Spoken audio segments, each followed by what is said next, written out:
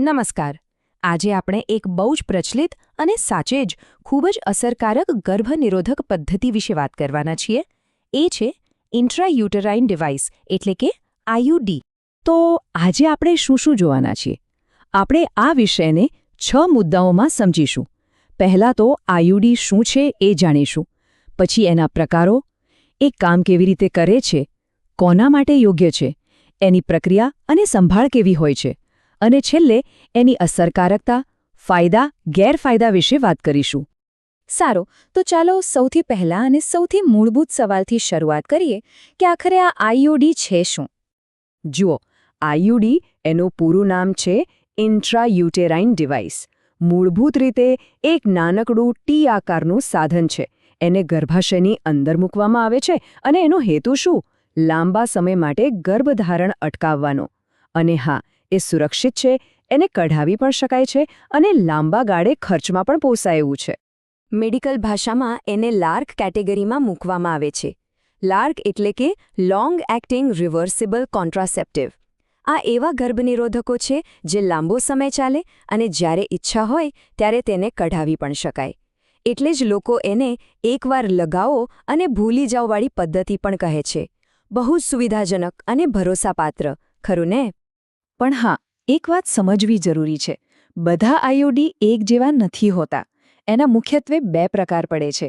એક કોપર આઈયુડી અને બીજું હોર્મોનલ આઈયુડી. તો આ બંનેમાં મૂળભૂત ફરક શું છે? ફરક એ છે કે એ કામ કરવા માટે શેનો ઉપયોગ કરે છે. કોપર આઈયુડી, જેવું નામ છે એ પ્રમાણે, તાંબુ એટલે કે કોપર નામની કુદરતી ધાતુનો ઉપયોગ કરે છે. જ્યારે હોર્મોનલ આઈયુડી એક પ્રકારના કૃત્રિમ હોર્મોનનો ઉપયોગ કરે છે. અને આ જે મૂળભૂત તફાવત છે ને, એના કારણે જ બાકીની બધી બાબતોમાં પણ ફરક પડે છે. જેમ કે કયું આઈયુડી કેટલો સમય ચાલશે? કોપર આઈયુડી 10 વર્ષ સુધી પણ ચાલી શકે, જ્યારે હોર્મોનલ 3 થી 5 વર્ષ. માસિક પર શું અસર થશે, ખર્ચ કેટલો આવશે અને માસિકના દુખાવામાં રાહત મળશે કે નહીં, આ બધી બાબતો બંનેમાં અલગ અલગ હોય છે. બરાબર છે. પણ હવે સવાલ એ થાય કે આ નાનકડું ટી આકારનું સાધન આખરે ગર્ભધારણને રોકે છે કેવી રીતે? અને હા, મેં કહ્યું એમ, બંને પ્રકારની કામ કરવાની રીત પણ એકદમ અલગ છે. ચાલો પહેલાં કોપર આઈયુડીની વાત કરીએ. એમાંથી જે કોપરના અંશો નીકળે છે એ શુક્રાણુઓ માટે ઝેરી હોય છે. એટલે શુક્રાણુઓ ગર્ભાશયમાં ટકી જ નથી શકતા કે આગળ વધી નથી શકતા. આ ઉપરાંત એ ગર્ભાશયમાં એક એવી સ્થિતિ પેદા કરે છે જેનાથી ગર્ભાધાનની શક્યતા જ ખતમ થઈ જાય છે. એકદમ સ્માર્ટ રીત છે નહીં? હવે વાત કરીએ હોર્મોનલ આઈયુડીની. એની કામ કરવાની રીત જુદી છે. એમાંથી જે હોર્મોન નીકળે છે એ ગર્ભાશયના મુખ પર રહેલા પ્રવાહીને ઘટ્ટ બનાવી દે છે, જાણે કે શુક્રાણુઓ માટે એક દરવાજો જ બંધ કરી દે. બીજું, એ ગર્ભાશયની અંદરની દિવાલને પાતળી કરી દે છે, જેથી જો કદાચ ગર્ભાધાન થાય તો પણ ગર્ભ ત્યાં ચોંટી ન શકે. અને કેટલાક કેસમાં તો એ ઈંડું બનવાની પ્રક્રિયાને પણ અટકાવે છે. ઓકે, તો હવે આપણે જાણીએ છીએ કે આઈયુડી શું છે અને કેવી રીતે કામ કરે છે. પણ સૌથી મહત્વનો સવાલ, શું આ વિકલ્પ બધા માટે યોગ્ય છે? કોઈ પણ મેડિકલ ડિવાઇસની જેમ એ જાણવું ખૂબ જરૂરી છે કે કોણે આનાથી ફાયદો થઈ શકે અને કોણે આનાથી દૂર રહેવું જોઈએ. તો કોના માટે આઈયુડી એક સારો વિકલ્પ બની શકે? જેમને 2 બાળકો વચ્ચે અંતર રાખવું હોય, જેમને પહેલા બાળકો હોય, જે માતાઓ સ્તનપાન કરાવતી હોય, અથવા જેમને રોજ ઘોડી લેવાની ઝંઝટ ન જોઈતી હોય. ટૂંકમાં જે કોઈ લાંબા સમય સુધી ચાલે અને એમનું પણ જ્યારે જોઈએ ત્યારે કઢાવી શકાય એવો ઉપાય શોધતું હોય, એમના માટે આ એક ઉત્તમ વિકલ્પ છે. પણ એની બીજી બાજુ પણ છે. અમુક પરિસ્થિતિઓમાં આઈયુડી બિલકુલ યોગ્ય નથી. જેમ કે જો ગર્ભાવસ્થા હોય કે એની શંકા હોય, પેલ્વિકમાં કોઈ ચેપ હોય, ગર્ભાશય કે એના મુખનું કેન્સર હોય, કોઈ અજાણ્યા કારણસર રક્તસ્રાવ થતો હોય અથવા ગર્ભાશયનો આકાર સામાન્ય ન હોય, આ બધી બાબતોમાં આઈયુડી ન મુકાવવું જોઈએ. ચાલો માની લઈએ કે કોઈના માટે આઈયુડી યોગ્ય વિકલ્પ છે. તો પછી આગળ શું? એને મુકાવવાની પ્રક્રિયા કેવી હોય છે અને એ પછી શું ધ્યાન રાખવાનું હોય છે? ચાલો એના પર એક નજર કરીએ. આ પ્રક્રિયા કોઈ ક્લિનિકમાં કોઈ તાલીમ પામેલા ડૉક્ટર કે નર્સ દ્વારા કરવામાં આવે છે. એમાં પહેલાં આખી પ્રોસેસ સમજાવવામાં આવે છે, પછી તપાસ માટે પોઝિશન લેવાય છે, ગર્ભાશયના મુખને સાફ કરાય છે, ગર્ભાશયની ઊંડાઈ મપાય છે અને પછી ખૂબ જ કાળજીપૂર્વક આઈયુડી અંદર મૂકવામાં આવે છે. છેલ્લે એની સાથે જોડાયેલા દોરાને 3-4 સેન્ટીમીટર જેટલો રાખીને કાપી દેવામાં આવે છે. પણ પ્રક્રિયા પૂરી થઈ જાય પછી પણ કેટલીક બાબતોનું ધ્યાન રાખવું પડે છે. અમુક એવા ભયસૂચક સંકેતો છે જે જો દેખાય તો તરત જ ડૉક્ટરનો સંપર્ક કરવો પડે. તો એ કયા છે? આને યાદ રાખવા માટે એક બહુ જ સરસ ટૂંકો રસ્તો છે. પેઇન્સ. અંગ્રેજી શબ્દ પેઇન્સ. એના દરેક અક્ષરનો એક મતલબ છે.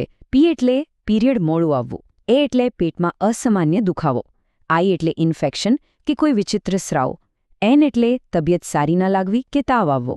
અને એસ એટલે દોરો ગાયબ થઈ જવો કે વધારે લાંબો કે ટૂંકો લાગવો.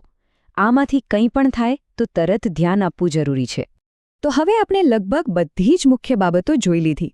પણ આખરે આ બધી માહિતીનો સાર શું? ચાલો હવે એના પર આવીએ.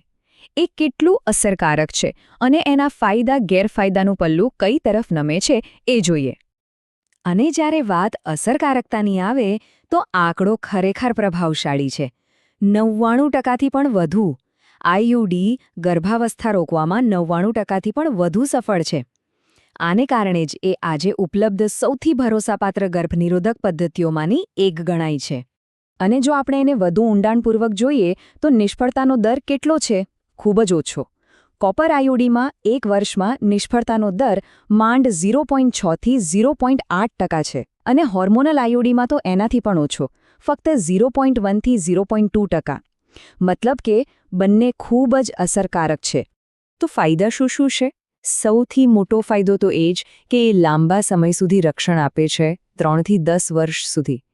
બીજું, એ ખૂબ જ અસરકારક છે અને પાછું રિવર્સિબલ પણ છે. રોજ યાદ રાખવાની કોઈ ઝંઝટ નથી. સ્તનપાન કરાવતી માતાઓ માટે પણ સુરક્ષિત છે. અને હા, શરૂઆતમાં ભલે ખર્ચ વધુ લાગે, પણ લાંબા ગાળે એ સસ્તું પડે છે. પણ જેમ દરેક સિક્કાની બે બાજુ હોય, એમ આના કેટલાક ગેરફાયદા પણ છે.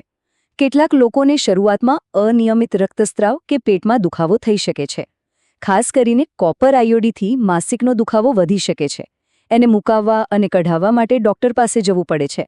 અને ખૂબ જ અગત્યની વાત, એ સેક્સ્યુઅલી ટ્રાન્સમિટેડ ઇન્ફેક્શન એટલે કે એસટીઆઈ સામે કોઈ રક્ષણ નથી આપતો. તો આખરે આપણે આ આઈયુડીને કઈ રીતે જોઈ શકીએ?